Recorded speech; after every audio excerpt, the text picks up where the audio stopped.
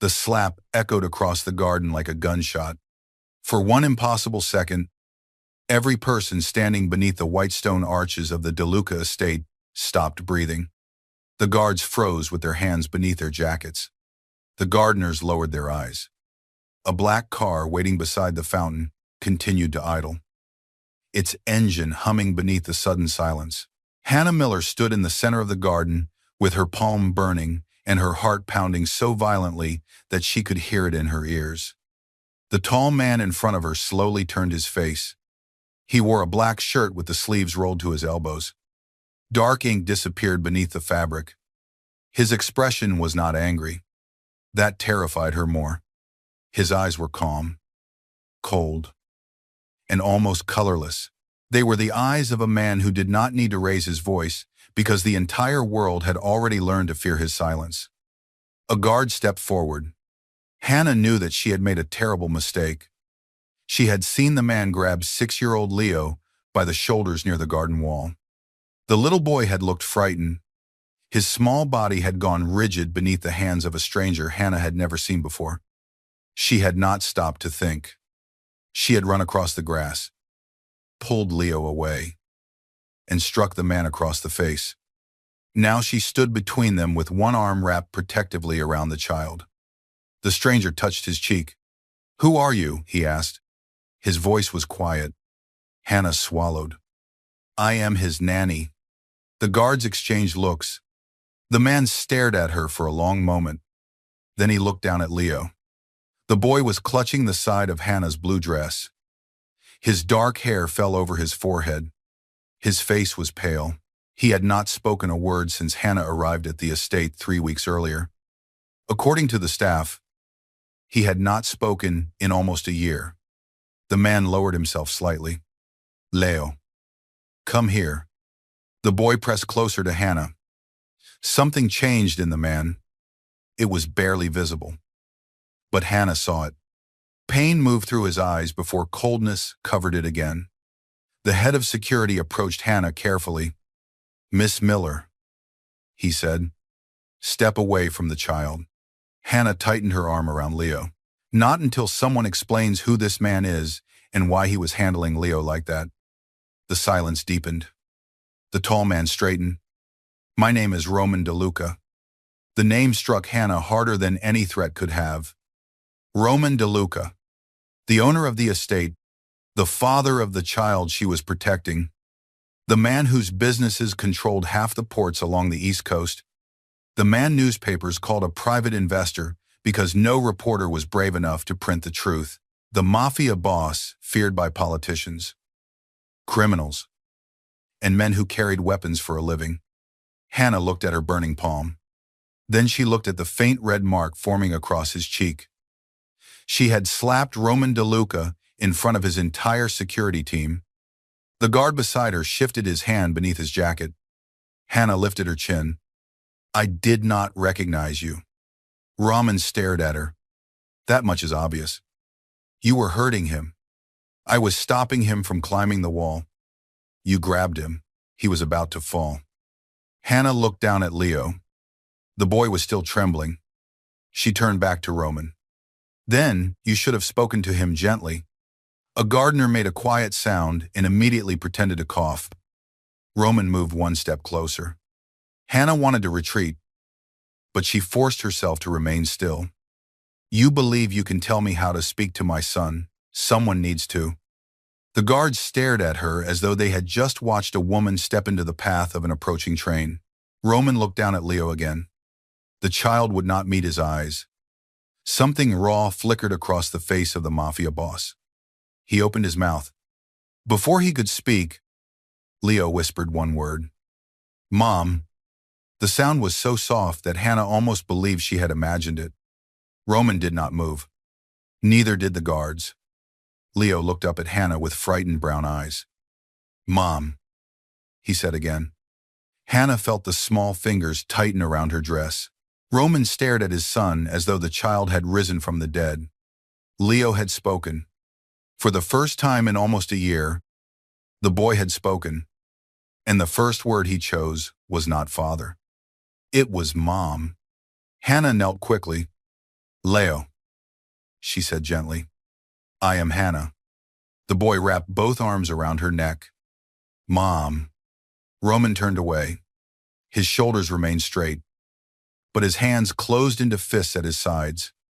Hannah held Leo while the garden remained trapped in silence. She did not know then that the slap had changed everything.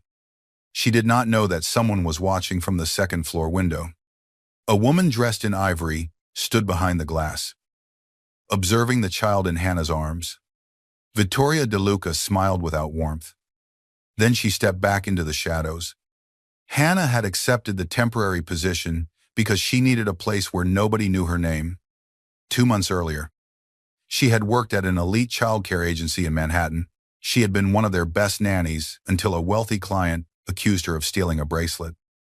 The bracelet was later found inside the pocket of the client's teenage daughter. The family offered Hannah money in exchange for silence. Hannah refused. The agency dismissed her anyway. Rich families did not enjoy being embarrassed, and the agency preferred protecting its clients to protecting its employees. The position at the De Luca estate had appeared a week later. The salary was almost impossible to believe. The contract lasted 3 months. The rules were simple. Do not photograph the property. Do not ask questions about the family. Do not enter the West Wing. Do not discuss Leo with anyone outside the estate. Hannah had expected a spoiled child surrounded by luxury. Instead, she found a lonely little boy living in a mansion filled with armed men. Leo slept in a bedroom larger than her old apartment. Shelves covered every wall. Expensive toys remained untouched inside. Glass cabinets. Tutors arrived each morning, spoke to him for hours, and left without hearing his voice. His meals were carried on silver trays. His clothes were chosen by housekeepers. His security team followed him from room to room. Yet nobody held him when he woke from nightmares. Nobody sat beside him on the floor. Nobody noticed that he arranged his toy animals in protective circles around a small wooden rabbit. Hannah noticed. On her second night at the estate, she found Leo sitting inside his closet with his hands over his ears. She did not ask him to come out. She sat on the floor outside the closet and began reading a story about a lonely bear who was afraid of thunder. After 20 minutes, Leo moved closer. After 40 minutes, he placed the wooden rabbit beside her foot. By the end of the week, he allowed her to hold his hand. Roman was rarely home. When he did return, black vehicles filled the courtyard and armed guards moved through the halls. Leo always became silent and stiff. Roman would stand in the doorway of the playroom, study his son for a moment, then ask the tutors for a written report. He never sat down. He never touched the toys. He never entered the small world Leo had built for himself. Hannah had believed Roman was indifferent. The garden revealed something more complicated. After Leo called her mom, Roman ordered everyone to leave, only Hannah, Leo, and Roman remained beside the fountain. The child kept his arms around Hannah. Roman stood several feet away. Tell him to come to me, Roman said. Hannah looked at Leo. Do you want to go to your father? The boy shook his head. Roman's jaw tightened. Hannah rose slowly while holding Leo against her chest. He is frightened. Of me, Hannah hesitated. Yes. Roman looked toward the wall where he had caught Leo climbing. He should be frightened of the men outside this estate. He should never be frightened of the man inside it. Roman looked at her sharply. You know nothing about what is inside this house. Then help me understand. His expression became colder. You are an employee. I am the person your son trusts enough to speak to. The words landed between them. Roman walked closer until Hannah had to lift her face to meet his eyes. He was not simply tall. He carried an oppressive stillness that made the space around him feel smaller. You struck me, Roman said. I thought you were hurting him. My guards could have killed you before you reached me. Then they are not very good guards. The corner of his mouth almost moved. It was not a smile. It was something more dangerous. Fascination. Roman turned toward the men waiting beneath the arches. Matteo, the head of security, stepped forward. Yes, sir. Dismiss the 2 guards assigned to the north garden. The men looked stunned. Hannah stared at Roman. They did nothing wrong. Roman did not look at her. A woman crossed 40 feet of open ground, reached my son, and struck me before either man reacted. His gaze moved to the guards. They failed. The men lowered their heads. Roman looked at Hannah again. You now have complete authority over Leo's daily care. She blinked. I already manage his schedule. No. You followed the schedule created by other people. That ends today. Roman moved closer. The tutors, staff, doctors, and guards will follow your instructions concerning my son. If anyone refuses, tell Matteo. Hannah studied him. Why? Because Leo spoke. He called me Mom. Roman's face hardened. Do not remind me. Hannah felt Leo bury his face against her shoulder. She lowered her voice. He did not say it to hurt you. Children do not need intention to cause damage. The bitterness in his voice surprised her. Roman turned away. Tomorrow morning, you will give me a full assessment of what Leo needs. He needs his father. Roman stopped. Hannah felt the danger in the silence. He did not turn around. Be careful. Miss Miller, you gave me authority over his care. You are part of his care. Roman finally looked back at her. The sunlight caught the red mark on his cheek. For one breath, neither of them moved. Then he said something that would remain in Hannah's memory long after the garden became empty. You may be the first person in this house who does not understand what it means to be afraid of me. Hannah held his gaze. I understand. I simply care about him more than I fear you. That night, Roman stood alone inside his private office and replayed the sound of his son's voice. Mom. The word entered the darkest parts of him. He poured whiskey into a glass but did not drink it. On the desk stood a framed photograph of a woman with dark hair and a quiet smile. Elena, his wife. The woman who had once filled the estate with music, the woman who had died inside a burning car while Roman was negotiating a peace agreement across the city. Leo had been in the back seat. The driver had pulled him free. Elena had not survived. After the attack, Leo stopped speaking. Roman buried his wife 3 days later. He buried his grief the next morning. He ordered new walls built around the estate. He doubled security. He replaced Leo's caregivers with experts. He told himself that affection made people vulnerable. Elena had loved openly, and someone had used that love to destroy her. Roman would never make the same mistake. Then Hannah Miller arrived. She had walked into his house with inexpensive shoes, a worn suitcase, and no fear of disagreeing with powerful people. She did not flatter him. She did not lower her eyes. She had struck him because she believed his son needed protection. Roman touched the fading mark on his cheek. A quiet knock came from the door. Vittoria entered without waiting. Roman's aunt had raised him after his father was killed.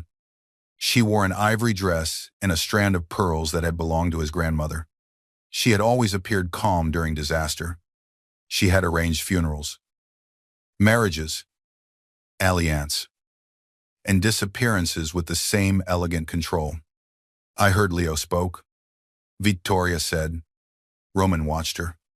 The entire house heard. She approached the desk.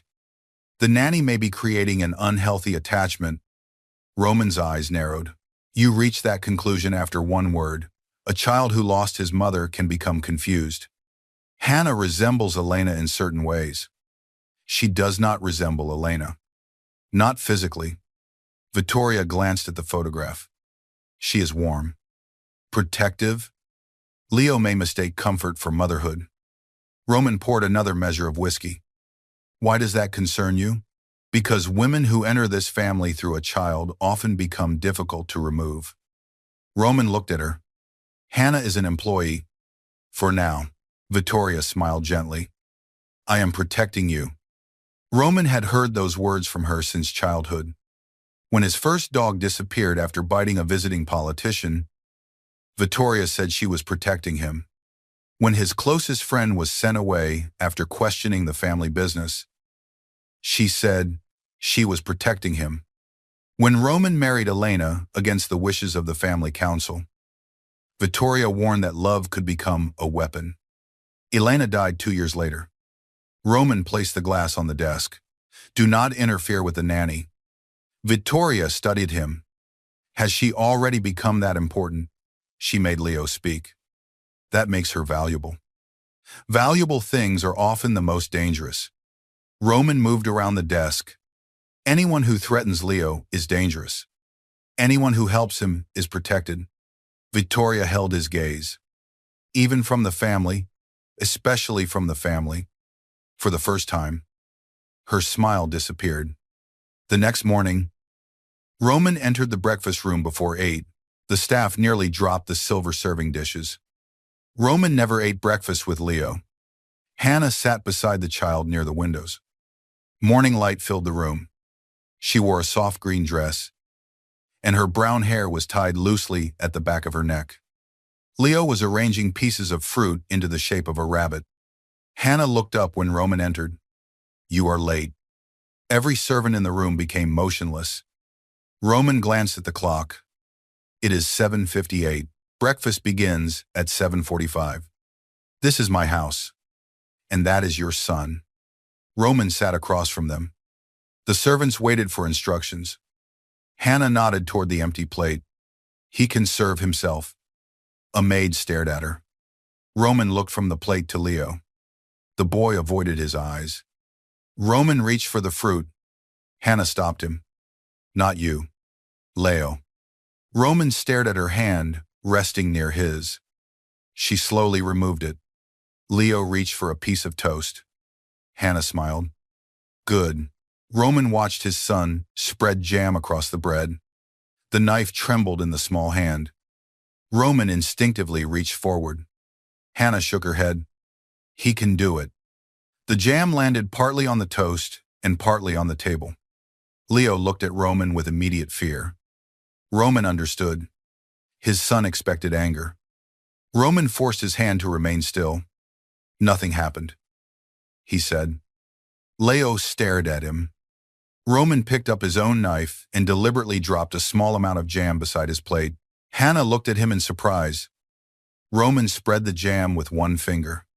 It appears I am worse. Leo continued staring. Then the smallest sound escaped him. It was not a word. It was almost a laugh. Roman went completely still. Hannah watched him struggle to hide the emotion in his face. She understood then that Roman was not incapable of loving his son. He was terrified of doing it. Over the following days, Hannah changed the rhythm of the estate. She dismissed 2 tutors who treated Leo like a medical problem. She moved his lessons from the formal schoolroom to the garden. She ordered the glass cabinets opened and placed every toy on the floor. She reduced the number of guards surrounding him. Roman objected. Hannah refused to change her decision. He needs protection. Roman said, he needs space. There are people who would use him to reach me.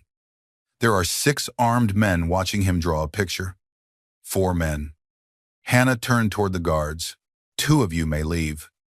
The guards looked at Roman. He gave a nearly invisible nod. Hannah smiled sweetly. Now there are 2. Roman watched her sit beside Leo on the grass. He should have been angry. Instead, he found himself returning to the garden each afternoon. At first, he stood beneath the arches. Then he moved closer. One afternoon, Hannah handed him a piece of chalk. Roman looked at it as though it were a weapon from an unfamiliar country. What am I supposed to do with this draw? I do not draw. Leo placed a red piece of chalk near Roman's shoe. Hannah looked at him. Apparently, you do now. Roman lowered himself to the stone path. He drew a car. Leo studied it. Then the boy reached forward and added flames around the back wheels. Roman's body tightened. Hannah saw the sudden darkness in his face. Leo dropped the chalk. His breathing changed. Hannah moved closer. "You are safe." Leo. The boy stared at the picture. Roman reached for him. Leo pulled away. Pain entered Roman's eyes. Hannah took the chalk and drew a large blue wave over the flames. Then she added a small boat. "The fire is gone," she said. "The boat is taking everyone somewhere safe." Leo watched her. He slowly placed the wooden rabbit inside the chalk boat. Roman looked at the drawing. "What does he remember?" he asked. Hannah heard the fear beneath the question. "More than he can explain. He was asleep when the attack began." "Children, wake up." Roman turned toward her. The official report said he saw nothing. Official reports are written by adults. Roman stared at Leo. That evening, Hannah found a folded note beneath her pillow. "Leave the DeLuca house before the child speaks again." There was no signature. She carried the note to Roman's office. 2 guards stood outside the door. One of them opened it. Roman was seated behind his desk with Matteo and 3 men Hannah did not recognize. Photographs of shipping warehouses covered the table. The men stopped speaking when she entered. Roman looked at her face and immediately stood. "What happened?" Hannah placed the note on the desk. Roman read it once. The room became cold. "Where did you find this?" "On my bed." Matteo took the note with a gloved hand. "No one entered the East guest wing today," he said. "Someone did." Roman looked at the other men. "Leave." They obeyed without question. Matteo remained. Roman approached Hannah. "Did anyone touch you?" "No." "Did you see anyone unfamiliar?" "No." Roman looked at Matteo. "Lock the estate. Search every room. Nobody leaves." Hannah crossed her arms. "That will frighten Leo." "Someone entered your bedroom." "Someone wants me to leave." "That means they will try something else." Roman stepped closer. "You are moving to the room beside Leo." "I am not hiding." "You are not being asked." "I do not respond well to orders." "I have noticed." Their eyes locked. Matteo quietly left the office. Roman lowered his voice. "This is not a disagreement about breakfast. Someone entered your private room inside the most secure house in New York. Which means your security is not as perfect as you believe." His jaw tightened. "You will sleep beside Leo." Hannah studied him. "Because you need to protect me, because Leo needs you alive." The answer hurt more than she expected. She looked away. "Of course." Roman saw the change in her expression. He wanted to correct himself. He did not know how. Hannah walked toward the door. "Miss Miller." She stopped. Roman searched for words he had not used in years. "Be careful." Hannah looked back. "You too." That night, Roman reviewed every security recording from the East Wing. At 2 in the morning, Matteo found a missing section. 7 minutes had been erased. Only 4 people possessed the authority to access the internal system. Roman, Matteo, Vittoria, and Roman's cousin, Marco DeLuca. Marco had grown up beside Roman. He managed several legitimate businesses and represented the family at public events. He was charming, educated, and loved by the newspapers. He was also ambitious. Roman ordered Matteo to investigate both Marco and Vittoria without alerting either of them. At 3 in the morning, he walked to Leo's room. The door was open. Hannah was asleep in a chair beside the bed. A book rested across her lap. Leo slept beneath the blanket, with one hand wrapped around her fingers. Roman stood in the doorway. He had entered rooms after gunfire and found men waiting to kill him. Nothing had ever frightened him as much as the peaceful scene before him. He wanted it. The realization felt like a blade entering beneath his ribs. He wanted Hannah in this house. He wanted to hear her footsteps in the hall. He wanted her stubborn voice challenging every rule he had created. He wanted his son to reach for her. He wanted to reach for her himself. Roman stepped closer. Hannah woke immediately. Her eyes opened and found him in the darkness. "What are you doing?" "Watching. That is disturbing." "I have been called worse." Leo shifted. Hannah lowered her voice. "Did you find who left the note?" "Not yet." "Then why are you here?" Roman looked at the hand his son had wrapped around hers. "I wanted to see if he was sleeping." "You could have asked." "I am not accustomed to asking permission inside my own house." "You should practice." Roman almost smiled. Hannah moved her hand carefully from beneath Leo's fingers and stood. She followed Roman into the hall. The door remained open behind them. Roman noticed that she had no shoes. Her hair fell over one shoulder. Without the controlled daylight between them, the attraction he had ignored became difficult to contain. Hannah felt it too. The hall seemed too narrow. Roman lifted one hand as though he intended to touch her face. He stopped before his fingers reached her skin. Hannah did not move. "Why did you stop?" she whispered. Roman's eyes darkened. "Because you are here for my son." That is not an answer. It is the only safe answer. Safe for whom? Roman lowered his hand. "For you?"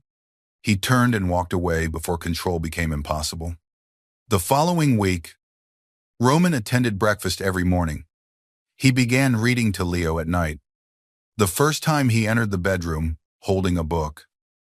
Leo looked at Hannah for guidance. Hannah nodded. Roman sat on the edge of the bed. His voice was stiff at first. The story was about a knight who lived behind a wall because he believed everyone outside wanted to steal his kingdom. Halfway through the story, Leo moved closer. Roman continued reading. When the chapter ended, Leo touched the tattoo on Roman's wrist. Roman looked at Hannah. She smiled. "Do not stop now." Roman opened the book again. Later. As Hannah walked him toward the door, Roman spoke quietly. "The knight is a fool. Why walls do not protect a kingdom? Loyal people do." Hannah looked into his eyes. "Loyal people need to know they are loved." Roman glanced back at Leo. "I protected Elena. You protected her body. Did you protect her heart?" Roman's face hardened. "You are crossing a line." Hannah held his gaze. "You invited me across it when you gave me authority over your son."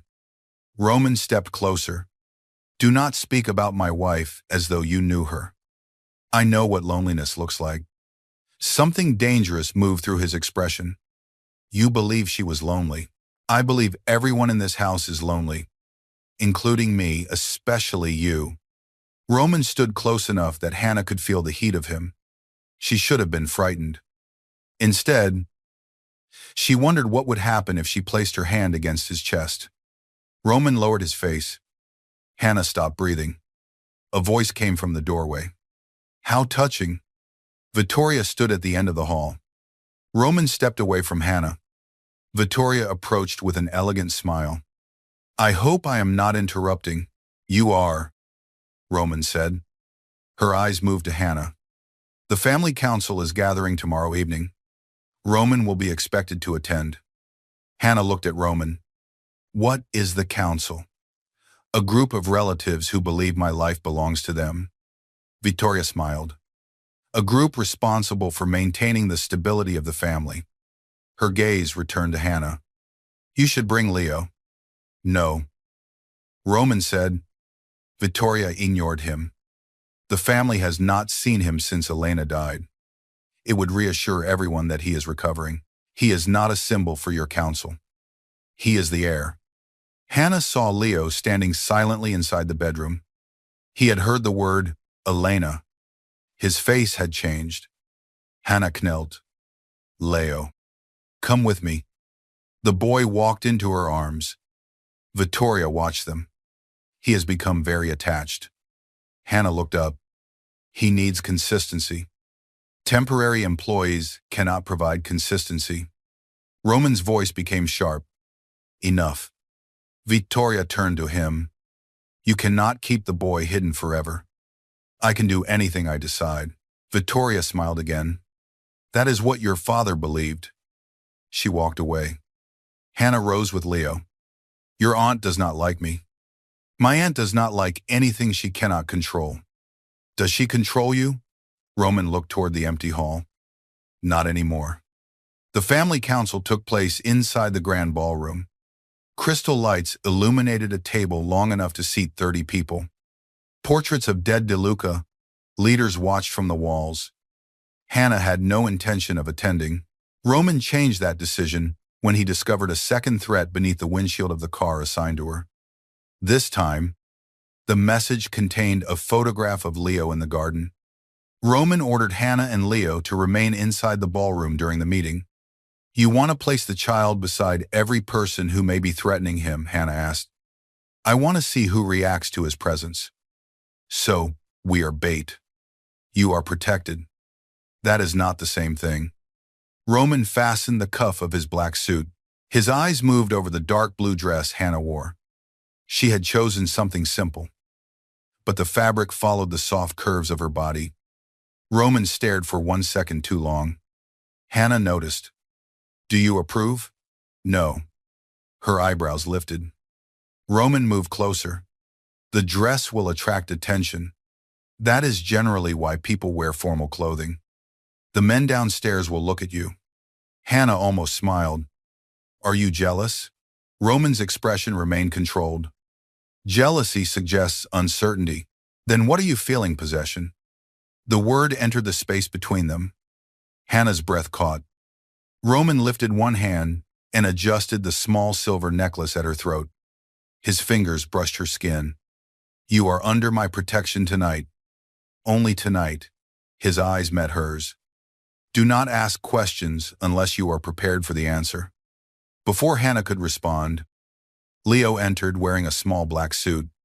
He held the wooden rabbit against his chest. Roman looked at him and softened almost invisibly. Hannah saw it.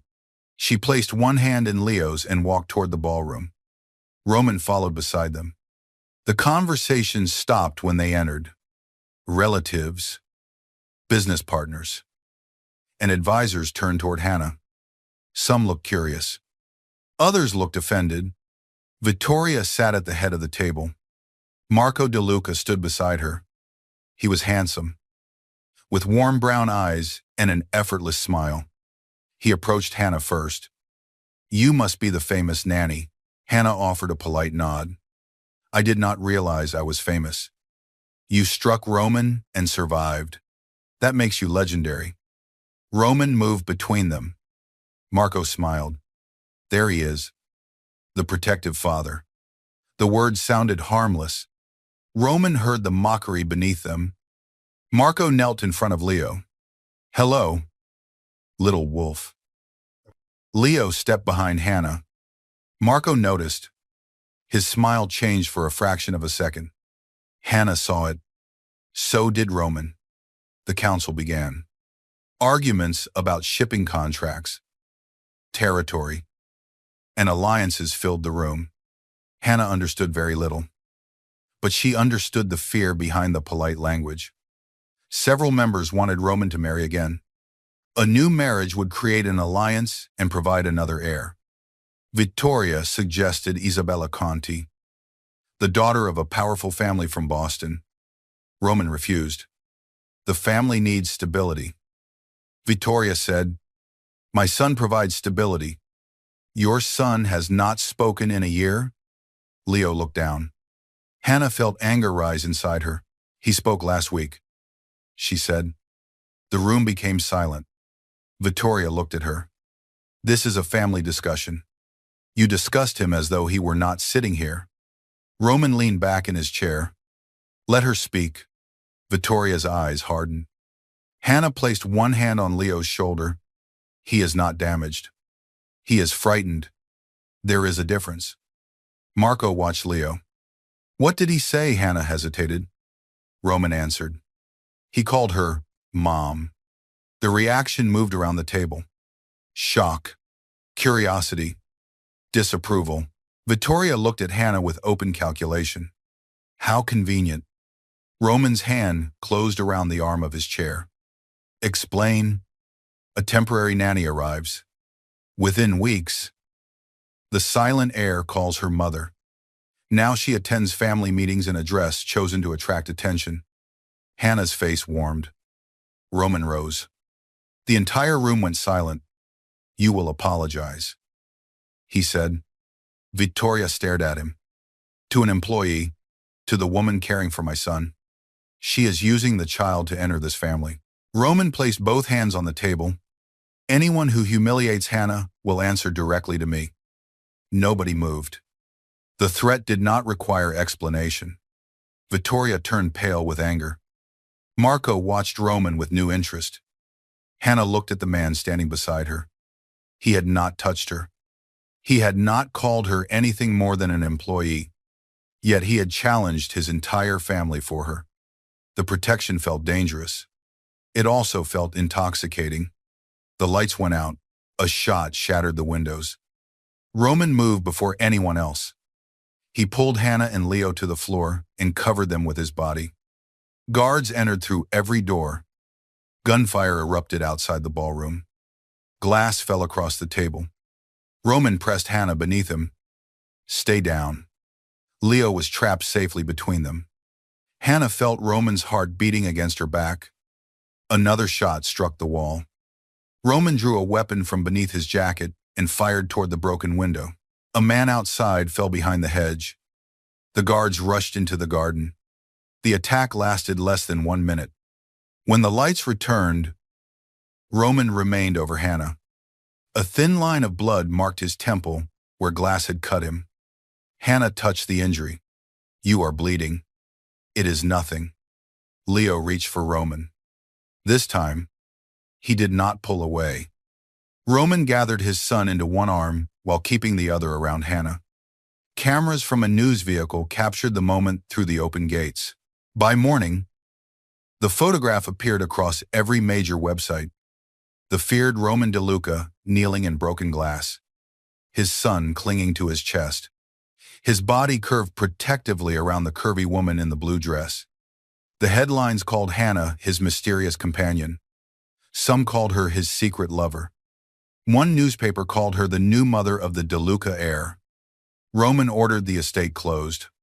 Hannah wanted to leave. He refused. "You are a target now," he said. "I became a target inside your house. Leaving will not make you safer. Staying may not either." Roman stood in front of the door to her room. "You are not leaving. You cannot imprison me. Watch me."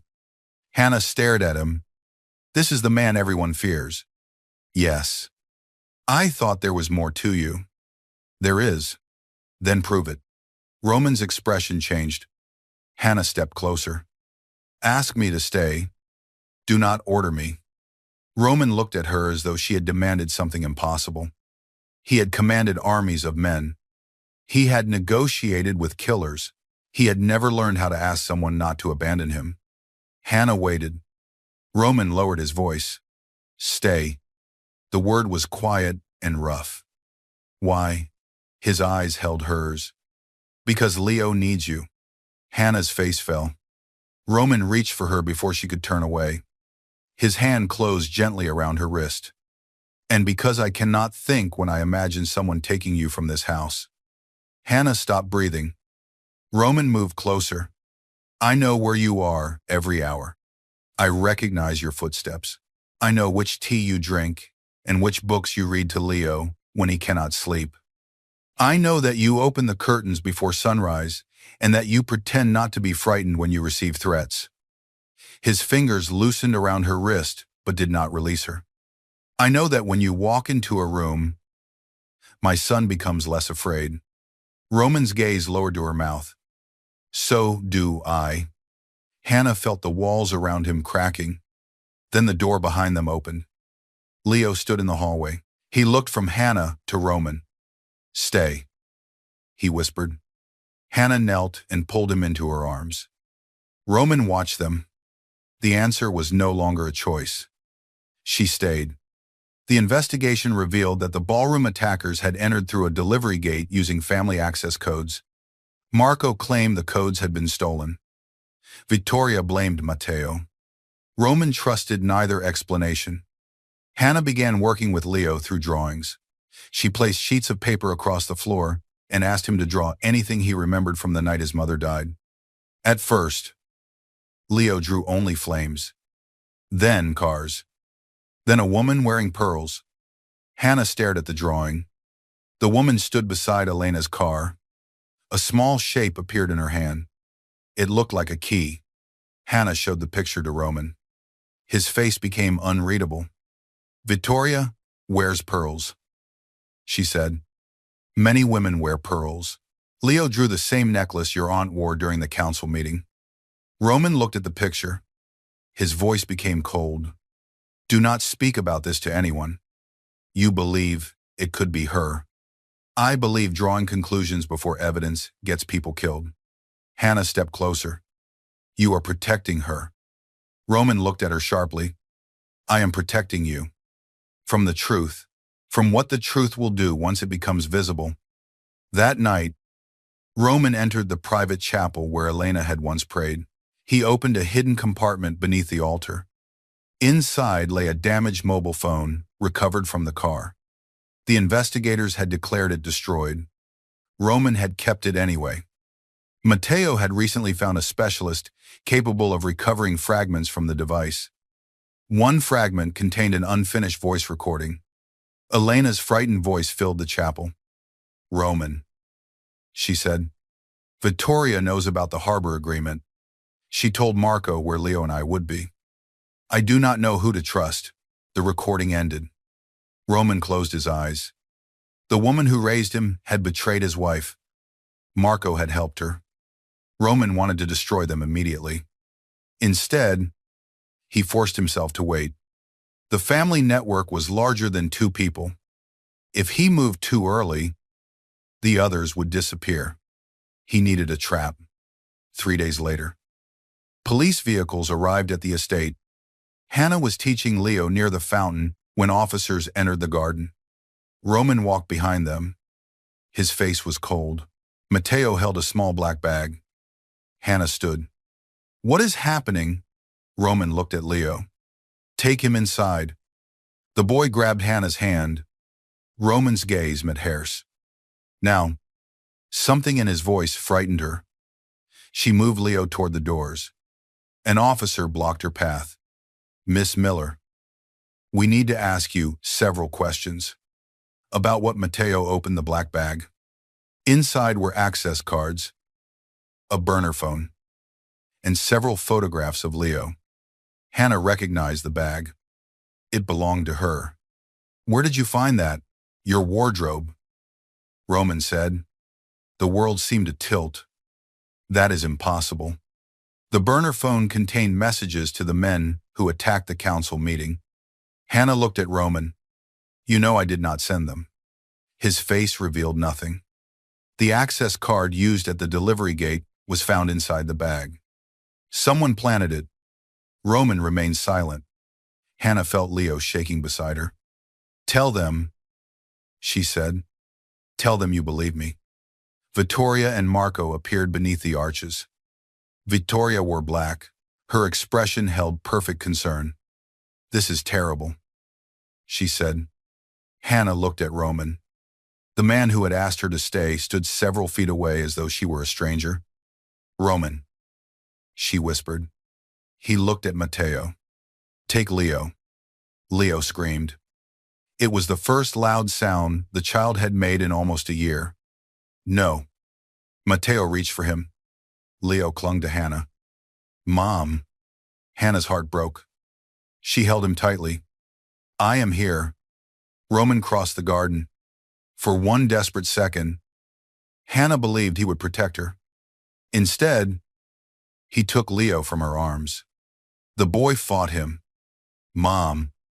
Mom." Hannah stared at Roman through tears. "You promised?"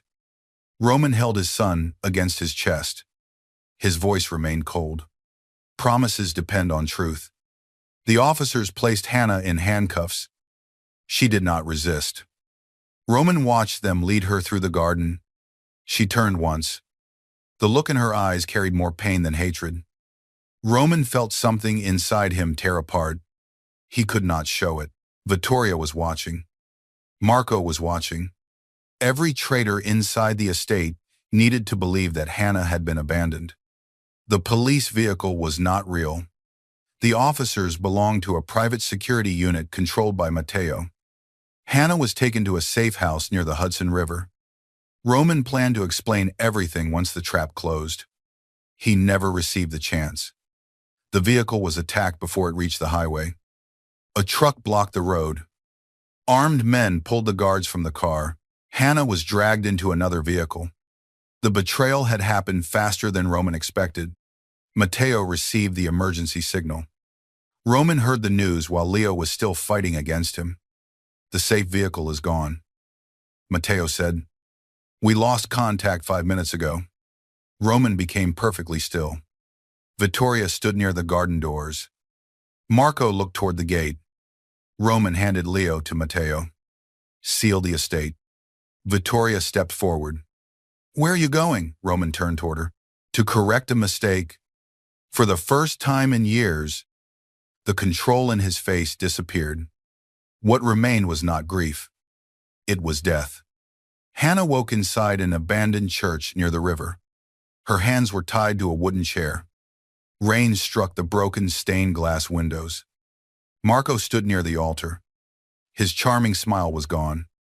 Vittoria entered through a side door. Hannah stared at her. "You killed Elena." Vittoria removed her gloves. Elena killed herself the moment she convinced Roman that love mattered more than family. "Leo saw you." He saw fragments. Children remember more than adults understand. Vittoria looked toward Marco. That is why the boy remained silent. He knew speaking was dangerous. Hannah felt sick. The notes, the attacks, the photograph, all necessary. "You wanted me to leave." At first, Vittoria approached.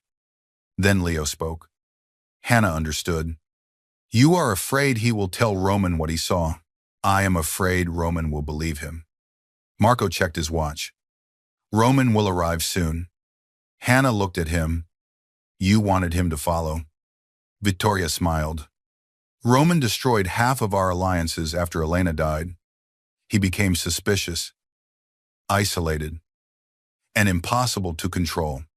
The council needs a leader capable of cooperation." Marco adjusted his jacket. "Roman will die while attempting to rescue the woman who arranged an attack against his family. Nobody will believe that. They will believe whatever survives." Hannah pulled against the rope. "What happens to Leo?" Vittoria looked toward the dark windows. "He will be raised properly. Without love, with discipline." Hannah stared at the woman. "Leo was never weak. You were simply afraid of what he remembered." A vehicle stopped outside. Marco drew his weapon. Vittoria stepped into the shadows. The church doors opened. Roman entered alone. Rain covered his black coat. Blood marked one sleeve. Hannah's heart stopped. Roman looked at her first. His eyes moved over the ropes, the bruise near her temple, and the armed man standing behind her. Something terrifying settled across his face. Marco lifted the weapon. "You came without guards." Roman removed his coat. "You threatened her. That was enough." Hannah looked at him. "You believed them." Roman's eyes met hers. "Never." The single word crossed the church. Hannah felt tears burn her eyes. Roman moved toward the altar. Marco aimed at his chest. "Stop." Roman stopped. Vittoria stepped forward. "You always were predictable when a woman became involved." Roman looked at the aunt who had raised him. "Elena trusted you. Elena weakened you. You murdered her. I preserved the family." Roman's voice lowered. "There will be no family after tonight." Marco smiled. "You are unarmed." Roman looked toward the balcony above them. No. The lights shattered. Gunfire erupted from the upper windows. Matteo and Roman's guards entered through the side doors. Marco fired toward Roman. Roman moved behind a stone column. Hannah threw herself sideways with the chair. The bullet struck the wall behind her. Vittoria ran toward the rear exit. Roman crossed the distance to Hannah while shots echoed through the church. He cut the ropes with a knife hidden inside his sleeve. "Are you hurt? I am alive." Roman pulled her against him. For 1 second, the world disappeared. His hands moved across her face, shoulders, and arms, as though he needed proof that she was real. Hannah gripped his shirt. "You let them take me. I believed the vehicle was secure. You broke me in front of Leo." Roman closed his eyes. "I know." A shot struck the column. Roman covered Hannah with his body and returned fire. Marco disappeared behind the altar. Vittoria reached the rear door. It opened before she could escape. Matteo stood there, holding Leo. Roman stared at him. "I told you to keep him at the estate." He refused to stay. Leo looked at Vittoria. The woman became pale. The boy lifted one trembling hand and pointed toward her necklace. "Pearls," he whispered. Everyone became still. Leo stared at Vittoria. Mom was crying. Vittoria stepped backward. Leo continued. She took the car key. Hannah covered her mouth. Roman looked at his aunt. Leo's voice shook. She gave it to Marco. Marco appeared behind the altar and aimed at the child. Roman moved instantly. He fired once. Marco fell before he could pull the trigger. Vittoria screamed. Roman stepped between her and Leo. The gun remained in his hand. Vittoria stared at Marco's motionless body. "You killed your own blood." Roman's face held no emotion. "My blood is standing behind me." Vittoria looked at Leo. The child moved into Hannah's arms. Roman raised the weapon. Hannah spoke. "Do not." Roman looked at her. "She deserves to face what she did." Vittoria smiled weakly. "You believe the law can punish me?" Hannah held Leo. "No, but living long enough to watch Roman rebuild everything you tried to destroy will punish you." Roman stared at Hannah. Then he lowered the weapon. Matteo placed Vittoria in restraints. She looked at Roman as she was led away. "Love will ruin you." Roman looked at Hannah and Leo. "No," he said. "It ruined you." The church became quiet. Rain entered through the broken windows. Roman approached Hannah. Leo stood between them. Roman lowered himself in front of his son. "I should have listened to you," he said. Leo looked at the floor. Roman continued. "I should have held you when you were frightened. I should have asked what you remembered. I thought distance would keep you safe." The boy looked at him. Roman's voice broke. "I was wrong." Leo reached toward him. Roman gathered his son into his arms. Hannah watched the most feared man in New York hold his child and weep without hiding his face. Then Leo reached for her. Roman extended one arm. Hannah joined them. They remained together beneath the ruined stained glass window while dawn began to appear above the river. The weeks after the church changed the De Luca empire, Vittoria survived to face charges supported by recordings, financial documents, and testimony from several council members who chose loyalty over destruction. The criminal organization did not disappear. Roman did not become innocent. He was still dangerous. Men still feared his name, but he began cutting away the parts of the empire that had placed his family in permanent danger. He closed the underground clubs Vittoria had used for trafficking. He transferred the most violent shipping routes to legitimate businesses. He removed every council member who had supported Marco. The changes created enemies. Roman accepted that. He no longer believed power required loneliness. Hannah did not forgive him immediately. She remained at the estate for Leo. But she moved back into the guest room. Roman did not enter without permission. He attended breakfast. He read every night. He waited. One evening, Hannah found him sitting outside Leo's bedroom. The hallway was dark. Roman wore a white shirt with the sleeves rolled to his elbows. "Why are you sleeping on the floor?" she asked. He had a nightmare. "You could sit inside." "He asked for you." Hannah entered the room. Leo was awake. She sat beside him until his breathing slowed. When she returned to the hall, Roman remained on the floor. Hannah sat beside him. Their shoulders almost touched. "You could have told me the truth before the garden," she said. "If my reaction had changed, Vittoria would have known." "You were convincing." Roman looked at his hands. "Hurting you was the hardest thing I have ever done.